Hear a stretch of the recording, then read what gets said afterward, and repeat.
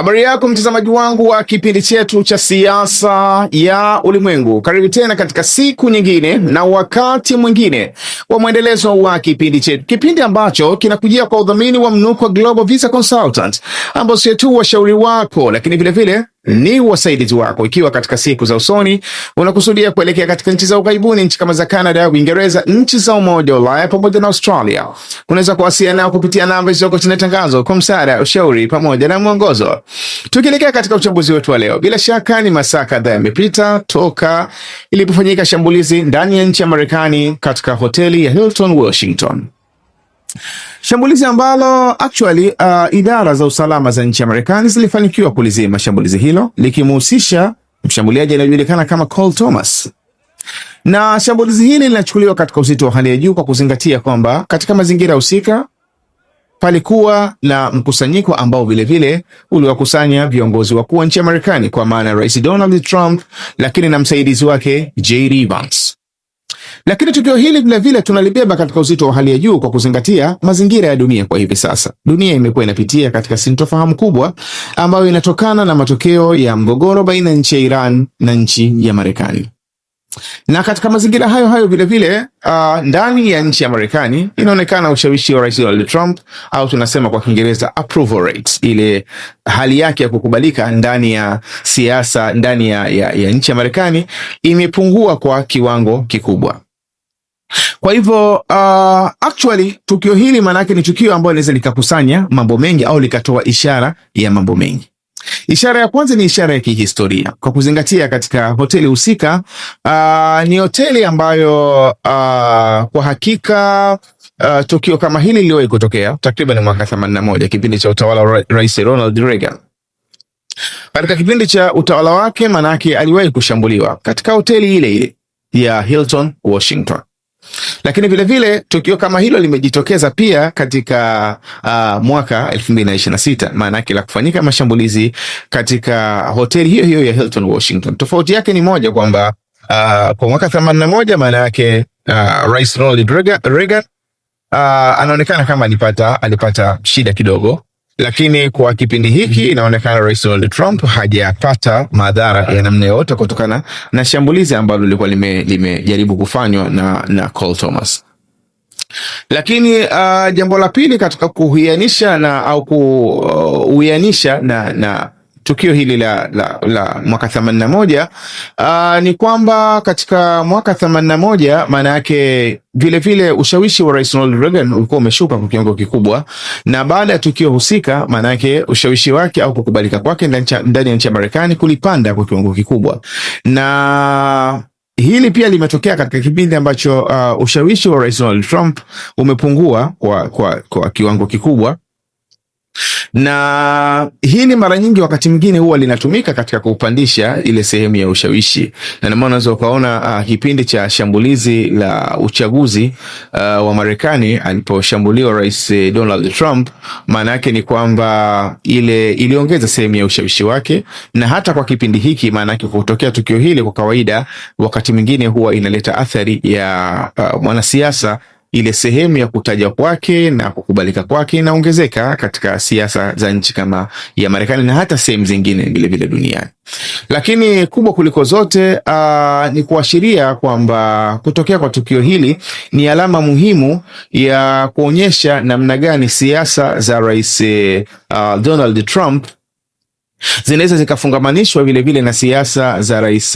Ronald Reagan, kwa kuzingatia kwamba Rais Ronald Reagan alikuwa ni moja katika marais ambao alikuwa ni very smart, ni rais mwenye maarifa mazuri, kwa sababu aliacha athari kubwa katika nchi ya Marekani. Kwanza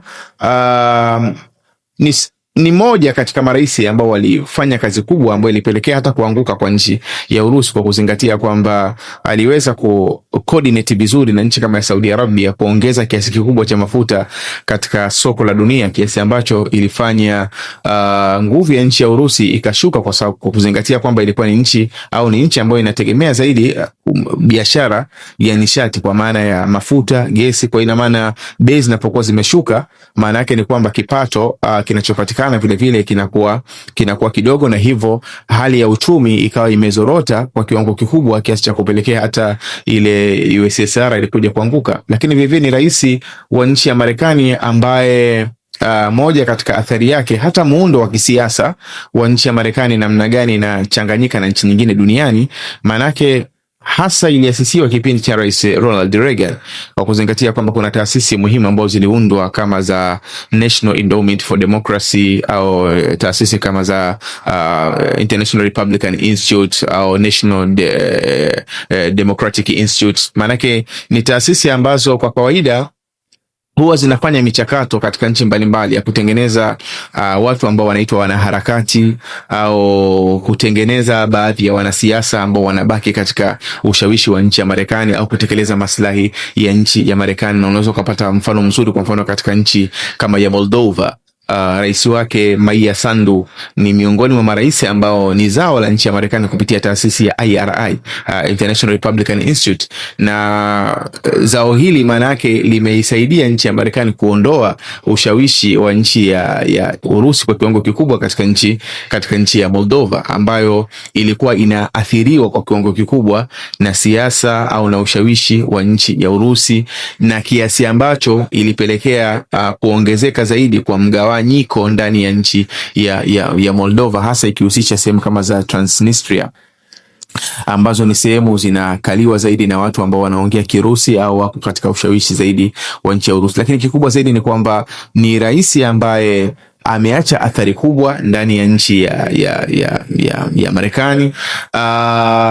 hiyo kiasi cha kupelekea kwamba Urusi kuweza kupoteza nguvu yake, kiasi cha kuweza kuleta ushawishi mkubwa katika upande wa siasa za dunia. Lakini vile vile kubwa kuliko zote ni miongoni mwa sera ambazo zimekuwa zinafuatwa sasa hivi na Rais Donald Trump, sera ya peace through strength, ambayo actually ni nadharia ya muda mrefu toka kipindi cha Roman Empire au dola ya Rumi. Walikuwa wakitumia nadharia ya namna hiyo ya kusimamia amani kwa kutumia nguvu au kusimamisha amani kwa kutumia nguvu, na mfano huo imekuwa ikitumiwa katika kipindi hiki na Rais Donald Trump, lakini vile vile hata na Waziri Mkuu Netanyahu, kwamba kutumia nguvu ili kuhakikisha kwamba wanaweza kusimamisha amani ambayo wao wanaitafsiri kama amani, hata kama katika upande mwingine itakuwa iko tofauti. Kwa hivyo katika munasaba wa namna hiyo, katika muunganiko wa namna hiyo wa kuhusianisha Rais Ronald Reagan pamoja na Rais Donald Trump, maana yake ni kuashiria kwamba hata kama itakuwa tukio husika ni mpango, lakini maana yake linaendelea kufanya ile kutengeneza taswira ya muunganiko wa tabia ya Rais Donald Trump, vile anavyojinasibisha au kujitengenezea taswira ambayo inafanana na Rais Ronald Reagan ambaye alikuwa ni miongoni mwa marais waliopita wa nchi ya Marekani. Lakini tukio hili kiujumla ni kwamba ni tukio ambalo tunaweza tukalitazama kwamba likawa lina tengeneza mazingira zaidi ya kuongezeka kwa ushawishi wa Rais Donald Trump ndani ya nchi ya Marekani, na hasa kwa kuzingatia matukio kadhaa ya tukio husika. Kwanza kabisa, Caroline Levitt ambaye ni press secretary, kwa maana ni yule katibu wa habari wa ikulu ya Marekani,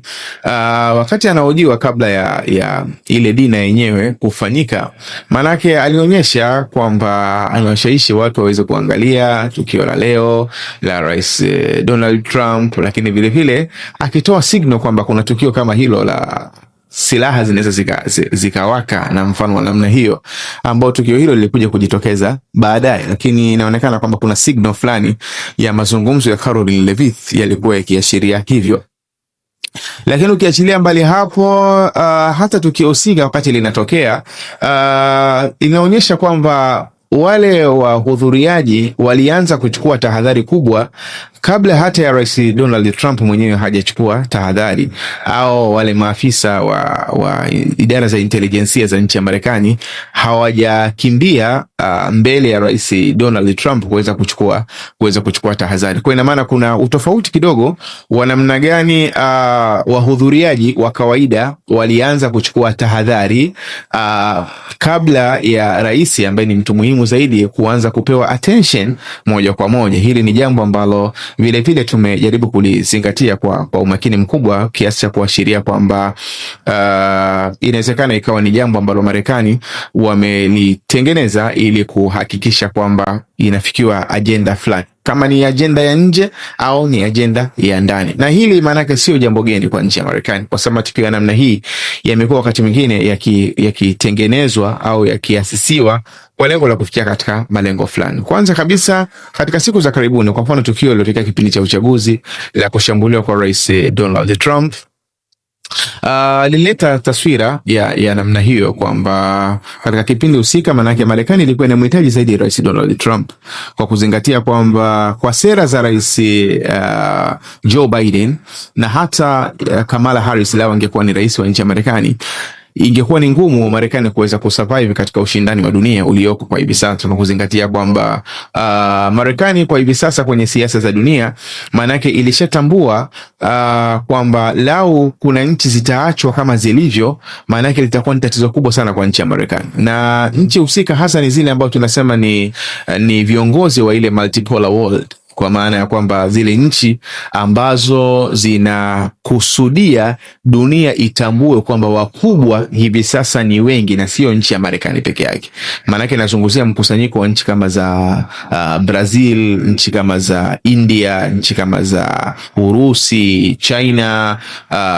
Iran na mfano wake. Maana yake hasa ni wale member wa BRICS ambao wenyewe katika msukumo wao mkubwa ni kwamba sasa hivi tupo katika multipolar world, tupo katika dunia ambayo wenye nguvu ni wengi, sio mmoja. Kwa hivyo Marekani kusimama peke yake kama ndio kiranja wa dunia ni jambo ambalo haliko sawa. Na hili sasa Marekani katika upande wa move yao kubwa ilikuwa ni kudili moja kwa moja na hizi nchi,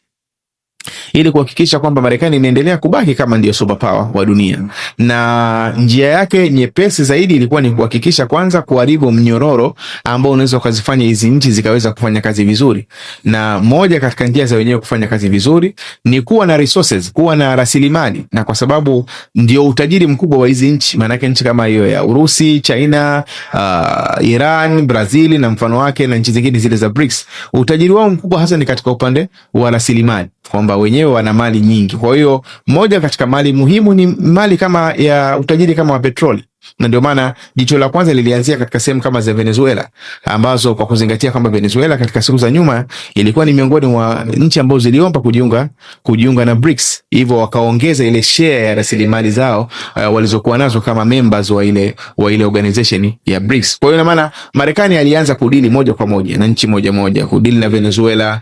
kuilazimisha India iache kununua mafuta kutoka katika nchi ya Urusi, inunue mafuta kutoka katika nchi ya Marekani, na move kama hizo. Na hatimaye kama hii move ambayo imefanyika kuhusiana na nchi ya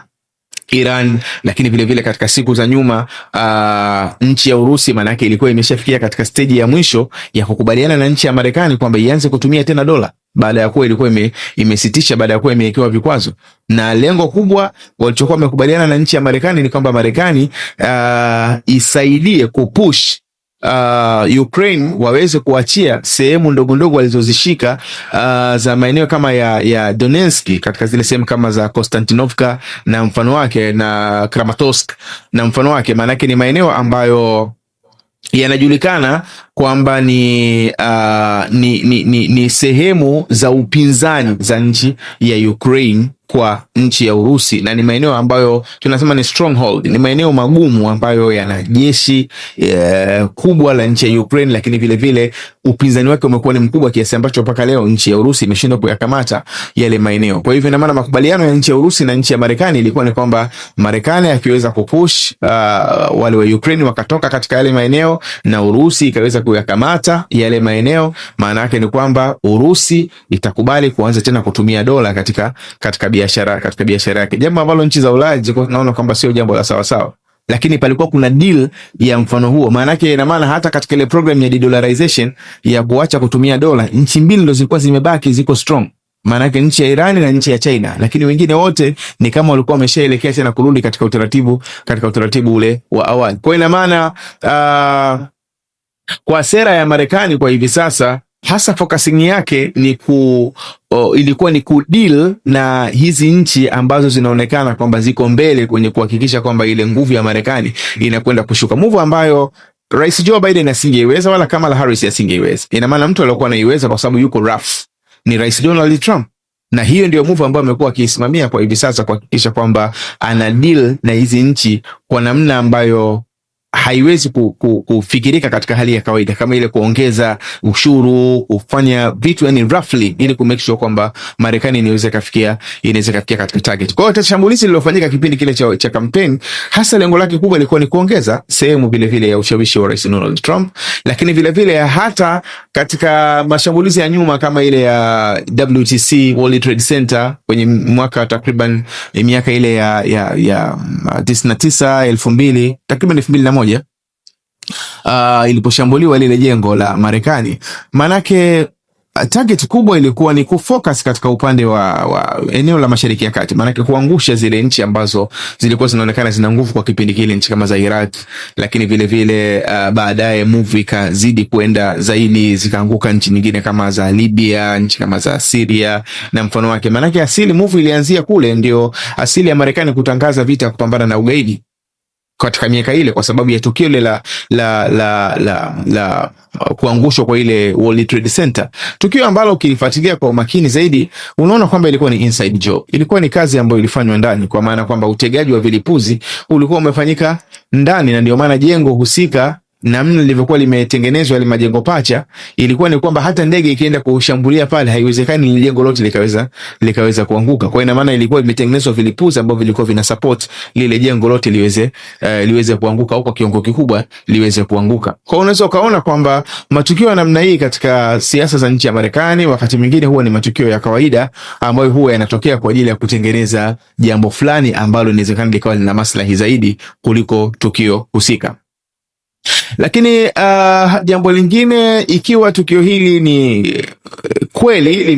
limetokea ile tunasema natural, kiuhalisia kabisa, maana yake itaonyesha upungufu kwa kiwango fulani katika intelijensia ya nchi ya Marekani, kwa kuzingatia kwamba intelijensia ya nchi ya Marekani ni intelijensia ambayo inazingatiwa kwamba ni moja katika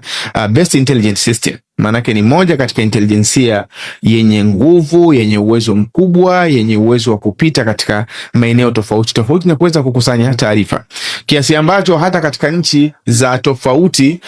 na Marekani, maanake wakati mwingine idara za ujasusi za nchi ya Marekani huwa zinatoa signal za kutokea mashambulizi kabla ya matukio husika hayajaweza kujitokeza, maanake huwa wana taarifa. Sasa litakuwa ni jambo la kustaajabisha kuona kwamba intelijensia ya nchi ya Marekani imeshindwa kufahamu mapema kwamba kuna mpango wa mtu kuweza kufanya mashambulizi katika Hilton Washington, katika ile hoteli, katika kipindi ambacho yuko Rais Donald Trump na yuko J.D. Vance. Hili ni jambo ambalo bila shaka linatupa shaka kwa kiwango kikubwa kuzingatia ubora wa ile intelijensia ya nchi ya Marekani. Lakini jambo lingine ambalo bado tunajaribu kulizingatia ni kwamba kwa upande mmoja au mwingine mhusika amekamatwa na idara zile za ujasusi za nchi ya Marekani, bado bila shaka zitakuwa zina muda wa kuweza kueleza hasa kiini au kichocheo cha mshambuliaji Cole Thomas kuweza kufanya lile shambulizi lake katika eneo la Hilton Washington. Hasa limesukumwa na motive gani? Limesukumwa na ajenda gani nyuma? Limesukumwa na ajenda ya nchi ya Iran au limesukumwa na ajenda nyingine? Nafikiri kutokana na taarifa ambayo itakayotoka katika idara za ujasusi za nchi ya Marekani zinaweza zikasaidia kuweza kutoa direction nzuri zaidi ya kile ambacho kinazingatiwa au kile ambacho kinakuwa kinakusudiwa na mshambuliaji, na kwa tafsiri hiyo maana yake inaweza ikatoa taswira nzuri zaidi ya kwamba lengo kubwa ni kuongeza ushawishi wa Rais Donald Trump ndani ya nchi ya Marekani kwa lengo la mgogoro wake na nchi ya Iran, kuzingatia kwamba ongezeko la maandalizi limekuwa likiendelea katika eneo la Mashariki ya Kati, au lengo la mshambuliaji ni lingine ambalo kwa upande mmoja au mwingine linaweza likakomea tu katika kuongeza ushawishi wa Rais Donald Trump ndani ya nchi ya Marekani, hata kama kile ambacho inawezekana wanakusudia kuendelea kukifanya katika eneo la Mashariki ya Kati kikawa hakina kukubalika zaidi ndani ya nchi ya Marekani. Kwa hiyo kijumla ni kwamba bado tuna muda wa kuendelea kulitazama jambo hili, tukitaraji kwamba huenda katika muda ujao tukapata taswira iliyokuwa bora zaidi hii ambayo tumekuletea. Jina langu naitwa Maulid Ali Mnukwa, nikuombe uendelee kufuatilia vipindi vyetu na nikuombe usahau kusubscribe, kulike, kushare pamoja na kucomment. Uwe na muda mwema.